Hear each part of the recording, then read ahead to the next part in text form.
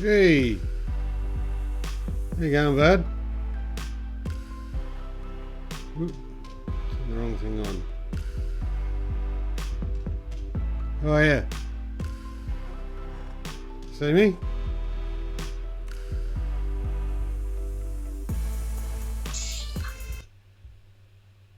Get rid of that music.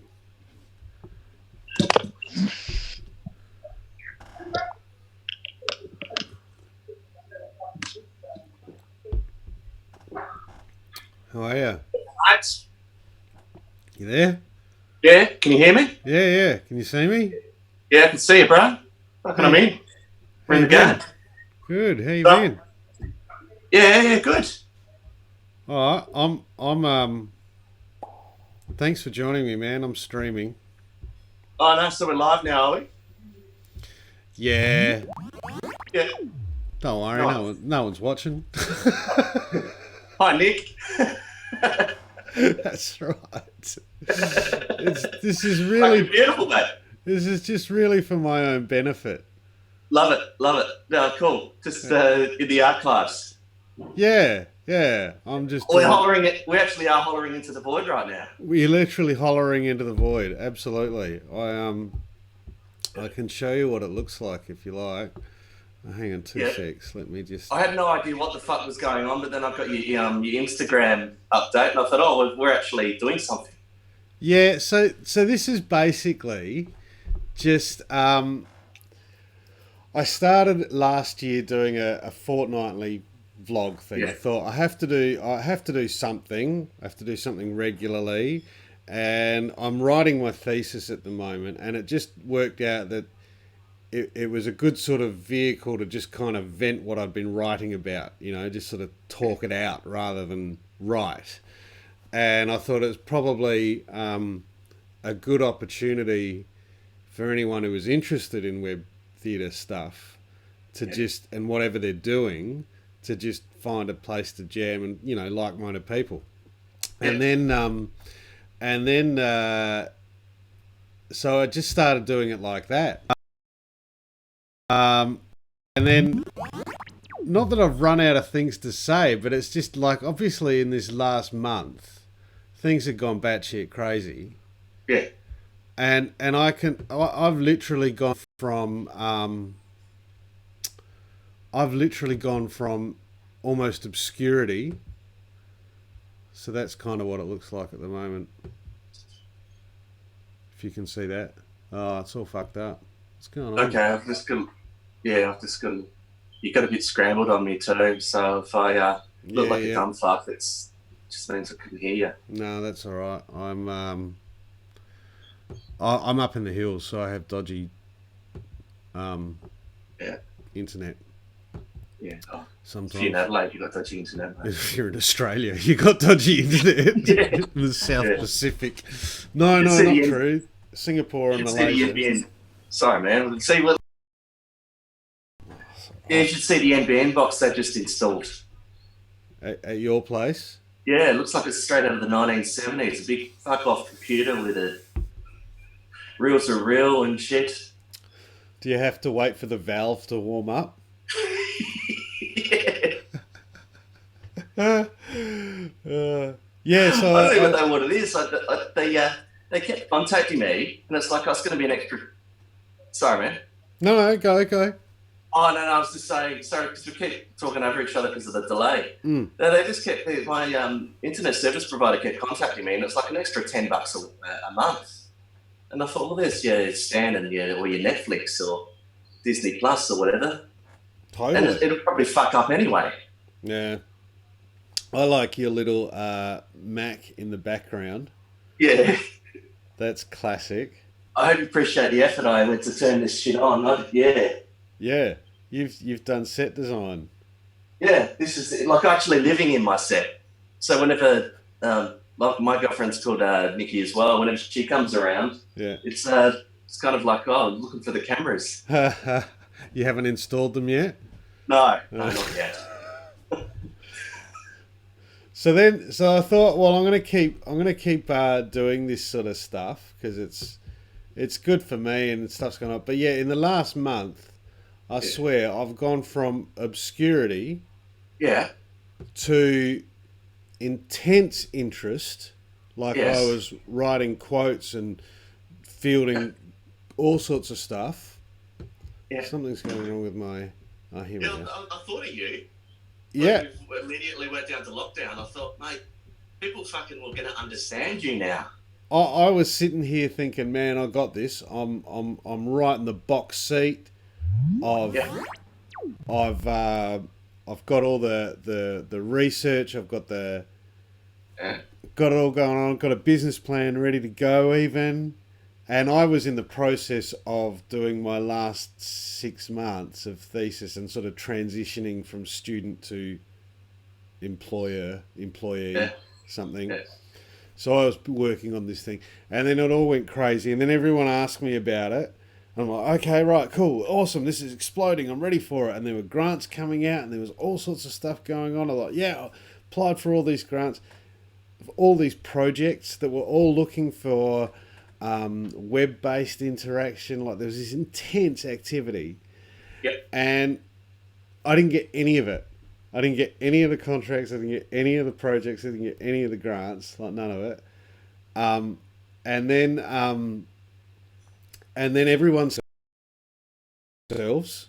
That's what I was thinking. Yeah. In week 3, or everyone got onto Zoom and started producing content and shit just endlessly. Just got dumped on the net. And then in week 4, everything kind of just went, oh, you're just one of the many people who are out there doing something now, and it's just sort of, passe. Yeah, this is normal. This is normal now. Yeah. So in a month, I went from obscurity to just one of anyone else jumping on the bandwagon, and I watched a career flash before my eyes almost. But I thought, I was chatting to do you know Ben Brooker at all? Have you come across him at all? Writer? No, I'm great with faces. Yeah, he's a writer in Adelaide, and he was writing some stuff, and I read some other stuff about how there were people sort of responding online, and there was no sort of contemplation. There was no sort of meaning behind it. It was just like, get shit up there. Yeah. And so there was this kind of, again, within a month, there was this kind of reaction to going online that everyone went, And I thought, well, at least that's what I've got, something to contemplate. And there's other people out there who are thinking about it, and they're working in this space, and they're doing all this sorts of stuff. And I thought, well, I just want to go and, I don't want to just sit here and talk to myself. It's a good chance to catch up with people who are doing stuff, and we've spoken about it, and you do a heap of stuff, like your attitude consultant stuff, is huge. Oh, thanks, mate. I love that stuff. I think that's just, I just think what you're doing online is. We spoke about it in the podcast we did. For sure. No, that was the greatest. Thanks heaps for that. And that kind of just took that podcast to an entire new level. Mm. It's like, oh wow, there are people out there that understand me, and I don't know the same way. Totally. When we have that chat, it's like, well, this is just a great way to catch up and create content. If no one's listening, then we've still got amazing content. No one can take that away from us. Absolutely. Do you know what I mean? Yeah, and it was, because I found it a bit inspiring too. It was like, because at the time we recorded that, I was probably in a little bit of a creative kind of rut, and I couldn't find a way out. And it was after we had that, and you were saying, at least we're making content, and we're moving forward. Yeah. And I thought, I can't just sit here and wait until it's right. I've just got to keep doing stuff. Yeah. And through that, you learn how to do it better. And you can't sort of anticipate all the things you're going to get wrong when you haven't got momentum and you're doing it. Yeah. And you taught me a lot during that, because up until that stage, I was so meticulously editing everything I said. I'd take out every and R and all of the ugly shit. I'd have to filter through that. And you kind of taught me that, well, people want to hear that. People want to hear the stutters. People want to hear you fuck up, because that's what's interesting. Yeah, exactly. It's that, sorry, if I look like I'm looking off the camera. Yeah, no. I can't even fucking, I'm running off an iPhone. Oh, okay. Because I'm dancing like a DJ here across Zoom and across Wirecast and across comment threads and blah blah blah. Yeah. That it was a thing. Look, I'm gonna get a bit acty wanky here. Yeah. But there's a thing in theatre where, you know how you have the fourth wall? Yeah. Yep, the idea that the actor is standing behind that fourth wall and pretending to be someone, and we all kind of accept the fact that he knows we're there, or he or she knows we're there, and we know that they're performing, and yet we somehow kind of forget all of that and pretend like we're looking through this fourth wall. From that came a concept or a term, public solitude. Right, the idea that the character that's being watched by the audience is being publicly watched, even though they as a person are in a moment, that character is in a moment of solitude and doesn't understand that the world is out there. Do you know what I mean? Like there's that. Yeah, the moment in the spotlight. Yeah. Yeah. And I was thinking about that, and out of the conversation we had about all those ums and ahs and bits and pieces, is that the thing that happens online and in this social media space where people want to hear that, it's like the opposite. It's like a social intimacy. I'm being really intimate with you by showing you that I fuck up and I and ah and I oops, I fell over or I spilt something, and it's really intimate, but it's very social. It's still not a private moment. It's quite social, and you're presenting it and broadcasting it everywhere. Yeah, well, it's become like that obscure moment in recent times where everyone is like that. Like even my fucking mum. Yeah, it's like, we're all broadcasting now. Yeah, we're all like a group of actors where we're the performers and we're the audience at the same time. Yeah. It's like doing a stand-up gig and like me getting up there, and instead of being in the spotlight, go and perform, and they're not watching me at the moment.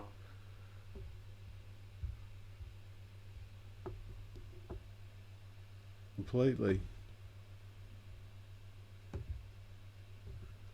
Zoom just... Yeah, what the fuck? Hello. I don't know what happened there, mate. No, neither do I. Yeah. My whole thing just crashed. And then you were just like, there was just this still JPEG, and I thought, how are you responding to what I'm saying?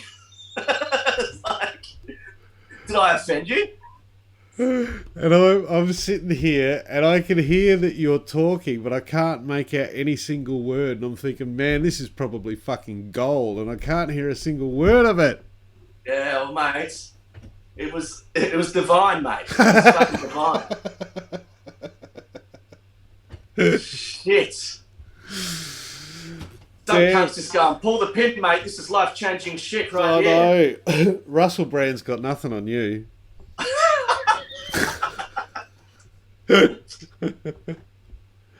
Yeah. You were saying your mum's broadcasting now, like.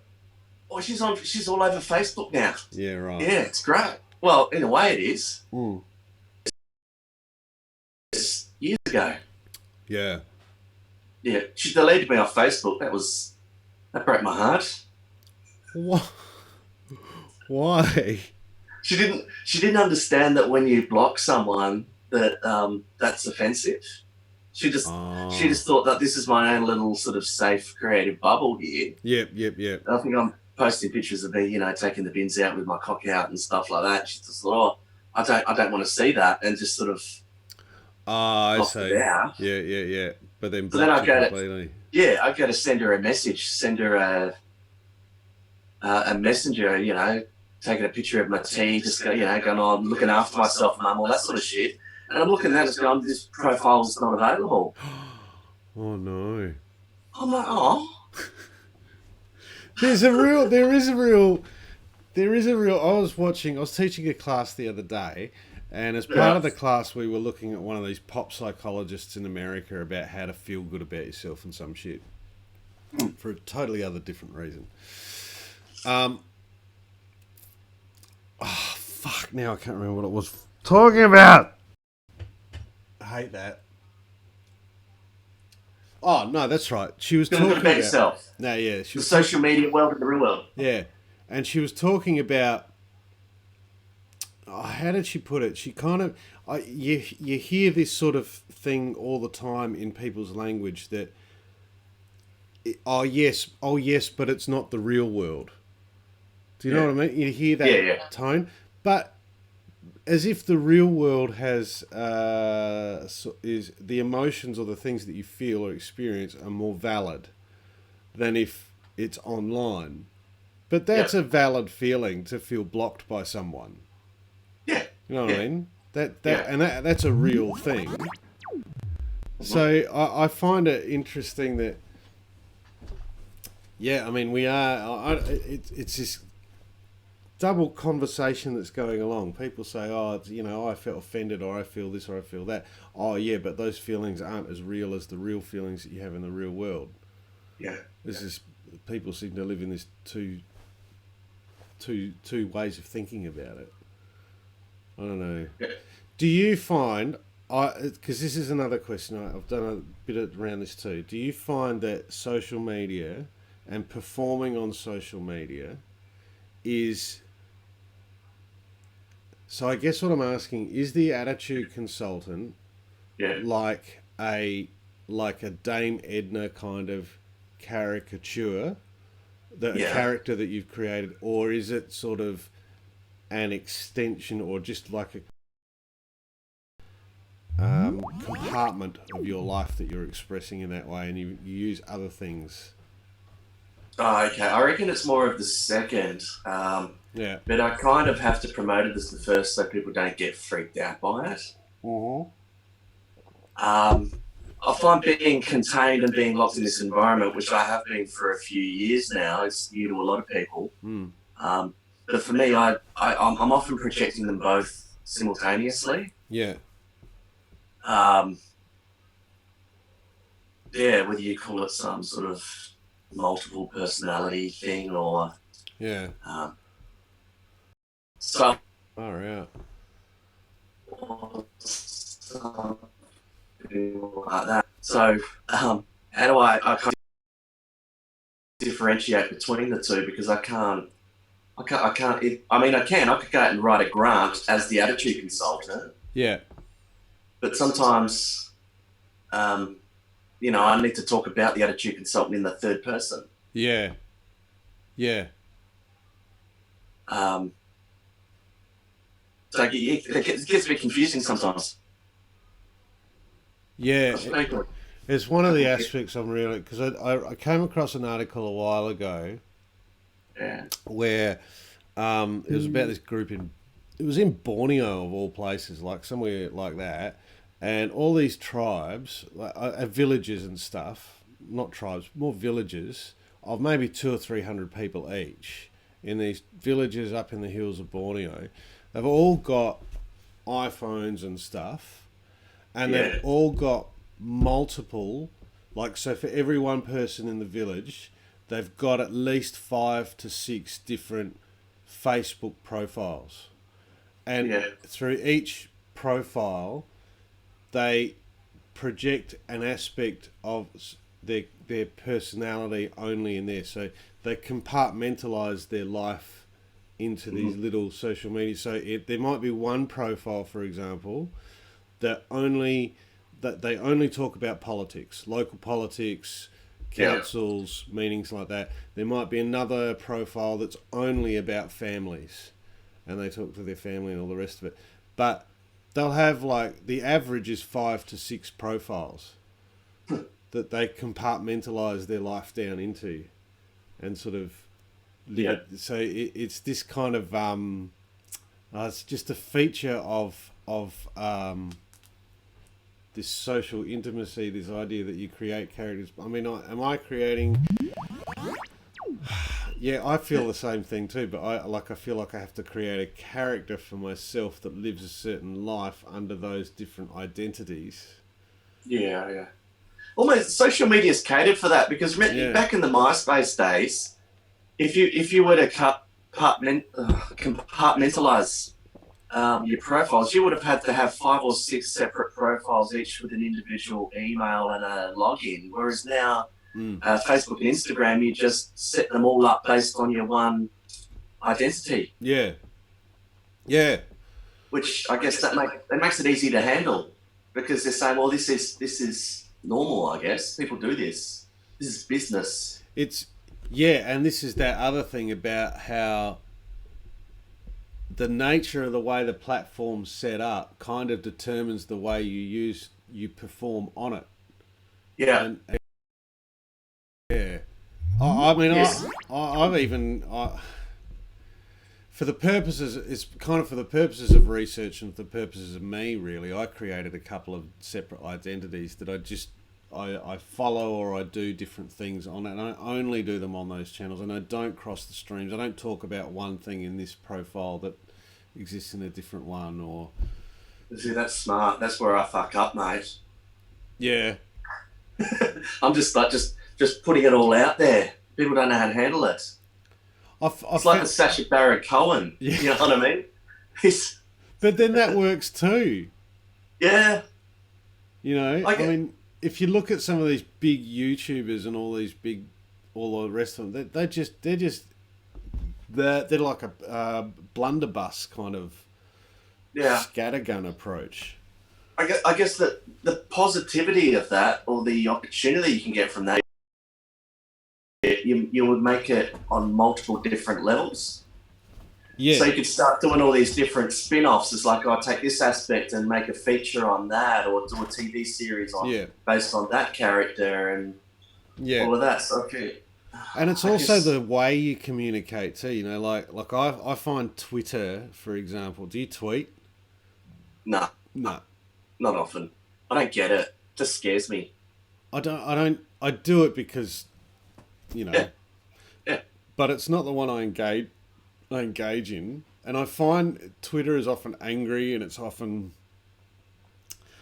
very wordy, and so it's very witty. And it's also, because it's wordy, you have to think about how you feel inside and then get that out through words and simple language. But I find Instagram more interesting because Instagram requires you to look at the world around you, see something that takes your interest, and then go to the effort of capturing it and sharing it. And that feels a little bit more, you know, that process of how you go about creating content, for me, leads to a different way of expressing yourself, and like different audiences and stuff. Yeah. You know what I mean? Because you don't find Instagram as angry, for example. No, it's just pretty pictures. Yeah. Yeah. Yeah, and no one dumps on you if you post people just don't like it or whatever. Yeah. I've had a little bit of that, but not much. Twitter for me is like a kind of cool party that I'm not invited to. Like, you just rock up and it's like no one's talking to you, so I'm sitting around the fucking table munching on the nibblies, just feeling fucking awkward. Yeah. But at the same time, it's like everyone else is talking to everyone else. There's conversations going all around the room. Yeah. Yeah, and you're just catching bits of them here and there. Oh, other people are talking. Right, what's going on? Yeah. Yeah. And you're like, hey, guys, and they're like, what? And then they just ignore and then go back to their fucking conversation. Yeah. What? That's my experience. That's the stuff I'm really trying to get at. I'm trying to find ways that that the medium itself, the platform itself, becomes kind of the performance. Yeah, the product. Yeah, for sure. You know what I mean? That you can tailor and create. It's like the difference between walking into a comedy club or walking into the festival theatre. You tailor and shape your performance based on the venue you're in and the audience that might be there. And from an audience perspective, they don't want to click on buttons and install shit. No. Like if you want people to watch or listen, you've just got to on their laps. Yeah. Yeah. Like I know someone sent me a Facebook message the other day as an audio log, and I'm like, is this how cunts communicate nowadays? An audio log? What? We're not having an actual conversation, but it's almost like I'll send you a podcast. Yeah. Right? You'll listen to my podcast, and then you'll send me a response podcast. Yeah. Right. It's almost like we're years ago I came up with this idea on what do you do when you ring someone like phone, like we're phone tagging each other? Yeah. Phone tag. Yeah. Phone tag. So podcast tag. Podcast tag. Yeah. Pod tag. That sounds like something out of Star Wars. Pod tag. Do you? I was going to ask you. Do you find audience? So one of the things I noticed when I first started is that I was coming from that conventional background of I'm performing, and like that fourth wall thing. You sit there and shut up, and watch me do my thing. But social media is, like we were talking about, is made and constructed in such a way that it requires the audience to be involved. Like, they expect to be involved. Yeah. Oh, we've had a location change, mate. This is nice. Yeah, nice. I thought I'd go to the beach instead. Feel a bit more relaxed. Yeah. No, I have noticed a bit of a shift in the last couple of years in how the audience behaves and interacts with live performances. Particularly when you got these trends happening on social media. Remember the mannequin challenge where? Oh yeah. Everyone had to freeze for. Yeah. I was doing a performance. This was going back like a fundraiser or something, and someone basically, the organisers, stopped me mid-set and says, "Oh, hang on, can we do the mannequin challenge?" So I basically got okay, yeah, no worries, everyone, we did it, and basically she did that, published it on Facebook Live or whatever, and then I just carried on with my set. Yeah, beautiful. Right. Yeah. Did you get any promotion out of it? Nah. Oh, fuck. What? Look, the thing is, I never saw it because it was like, you got the little privacy settings or whatever, right. And I had no idea who she was. Yeah. So you get a lot of that as well. It's like, people coming up after the bingo shows and the Bogan bingo, people come up and take photos and all that. Yeah. So, yeah. I'm out on fucking heaps of different profiles and I'll never even see it, but that's the nature of it, mate. So do you find that the audiences are interacting with you live? Yeah. More in a way that is influenced by how they would behave or interact online? Say that again? So are you finding that audiences, when you're performing live... Yeah. Like in terms of those sort of rules of, audiences have to do this and behave like that. Are you finding that people are coming to live events now and looking to engage with it that's influenced by social media? So they feel like they can do different things or say different things or... Yes. Yeah. And as a host, I could see that changing like the last couple of years. I was more flexible with that. I almost gave them permission to do that at the start of the show. Yeah. And that after I did that, I never had a bad set after that. Yeah, right. Like, you can't lose. Yeah. Because it's all about them. Yeah. They're having fun, and all you're doing is giving them the platform or the safe space or the so you're almost providing them with content for their own performances online where they go on and say I was here and I did this and yeah Yeah. Yeah. I think you said this in my podcast as well. Like, I asked you, do you think live theatre is ever going to die? And you said no, and I kind of agree with that. Yeah. Yeah. I don't. Sorry, mate. No, go. Another interesting thing I found was the internet. Almost like just this invisible wall, whereas we've got our reality. And from a performance perspective, sorry, I'm struggling to articulate, but I've got the idea in my head. Yeah. From point of view, you're out there and you're in the arena.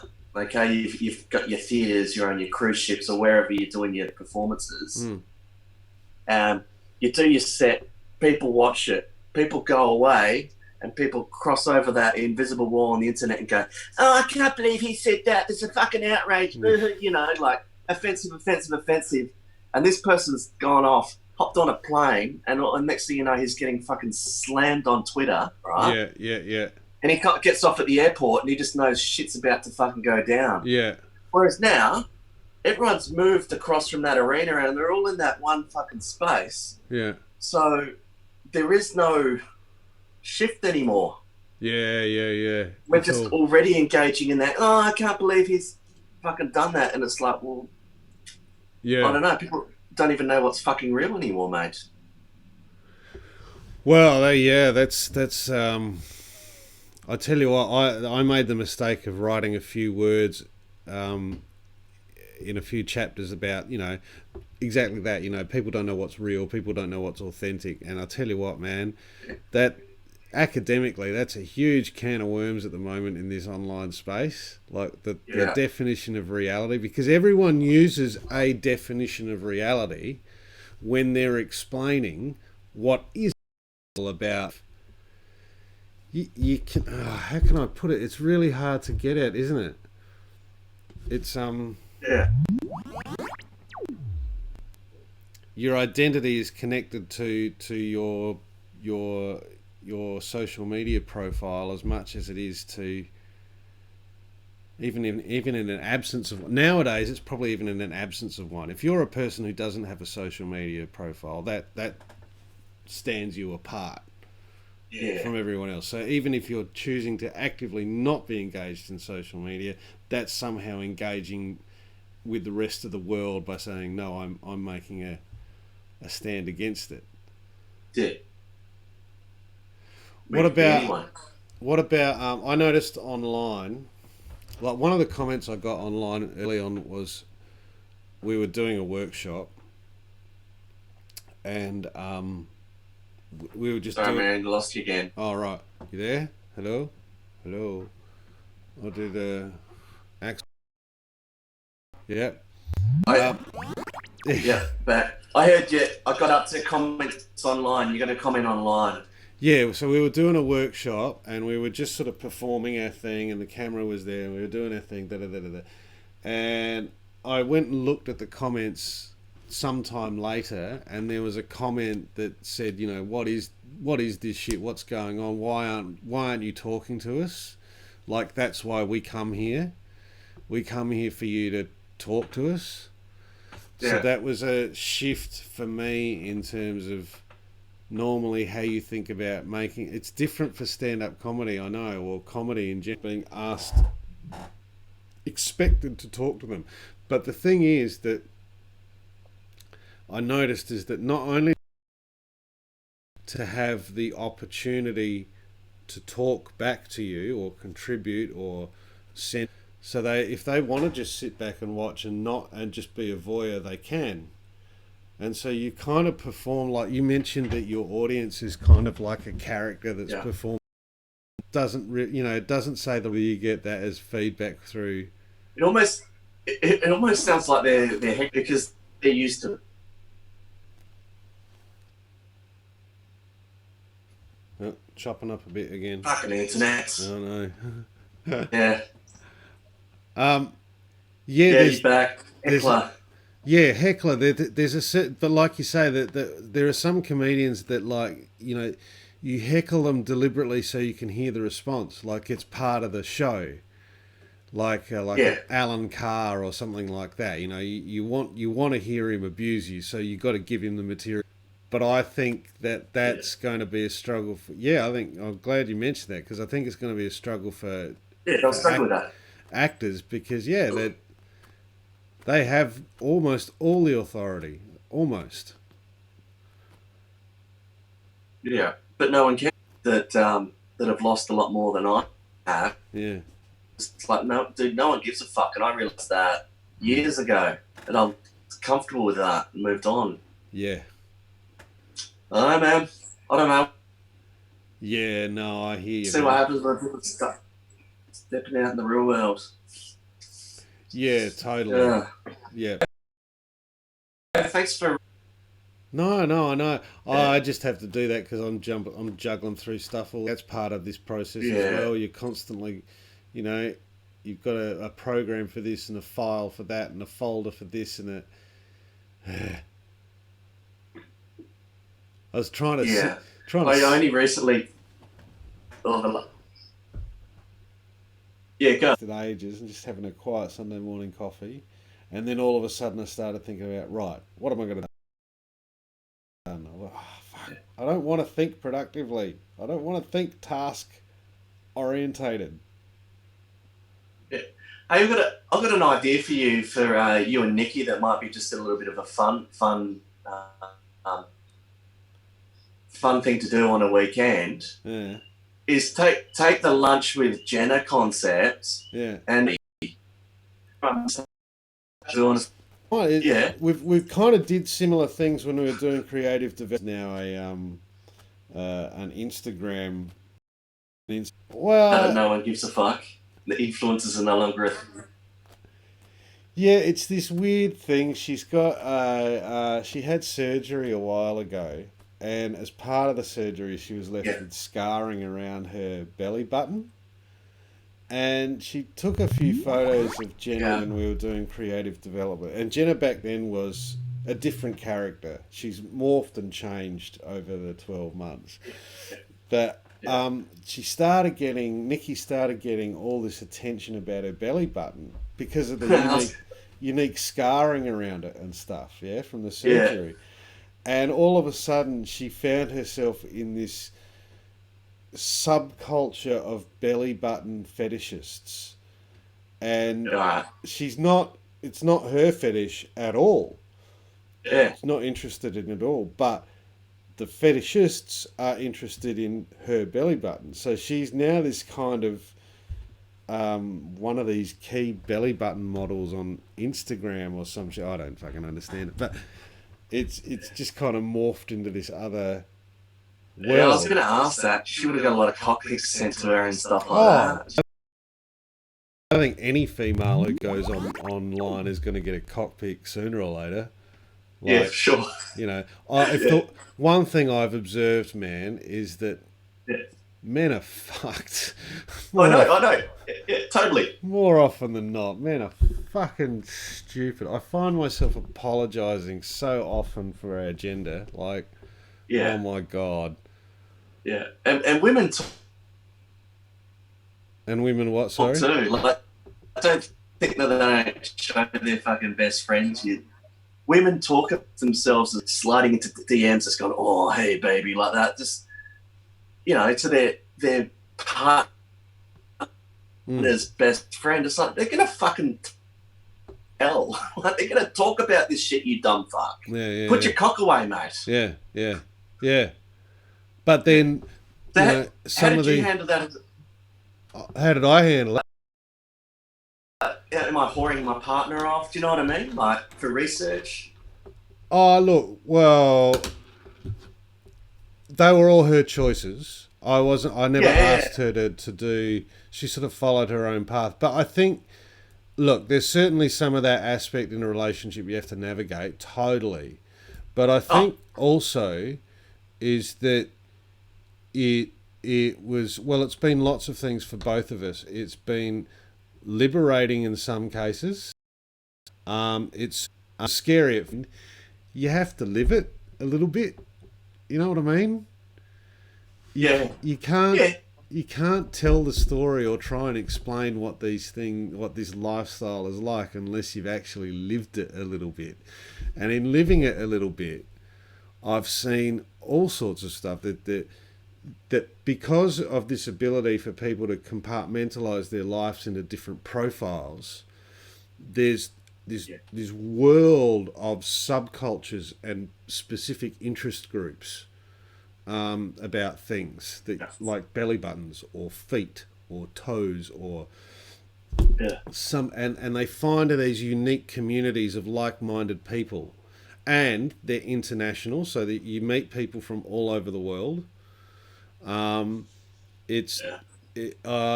certainly not into I'm certainly not into most of the stuff that I see online, but I've learnt how to communicate or to present myself or to speak in certain languages or codes.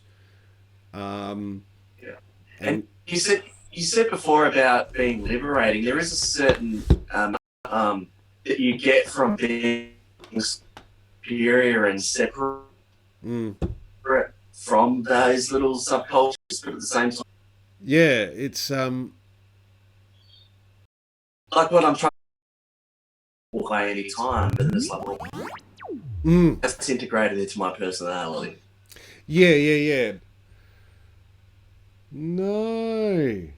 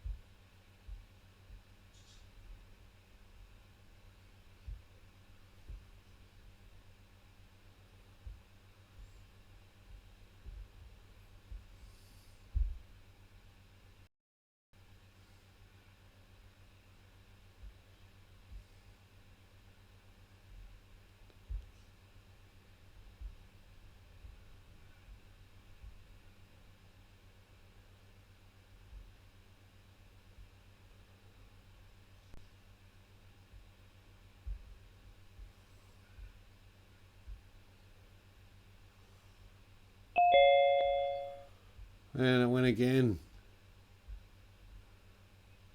Yeah, that's all right, mate. Oh, fuck. Something on my end, I think. I've had internet issues for about a day now. Yeah. I'm not even sending messages through Facebook. Fuck. Really struggling. Yeah. One thing that you're talking about, the fourth wall and all of that before. Yeah. I was just thinking, one thing I was experimenting with my podcast. You know, we did the episode and we were standing there with the microphones. So it's almost like if we were to have this discussion right now. Yeah. Okay. It's hard to be intimate right now with you. Yeah. At the moment, because I'm aware that I've got a mic in my hand and we I'm putting on a show right now, ladies and gentlemen. Yeah. You know what I mean? So we can't have that same discussion that we had before. So put that aside, then have the external mic or whatever, and then we forget that we're performing. Yeah. Our level of performance is kind of determined by the layers of technology in between us. Yeah. No, that's so. Even if, as soon as you put that microphone on, it's almost like, I mean, you could be a presenter, you could be a reporter, you could be but you become some kind of other character. The fact that and it immediately changes your voice. You meant like, okay, ladies and gentlemen, it's currently 52 degrees here. Yeah, you know what I mean. It's currently 10:25. We've been talking for 55 minutes now with Michael Allen. Yeah. So it's been fun to explore that. Another thing I've found it's almost like alongside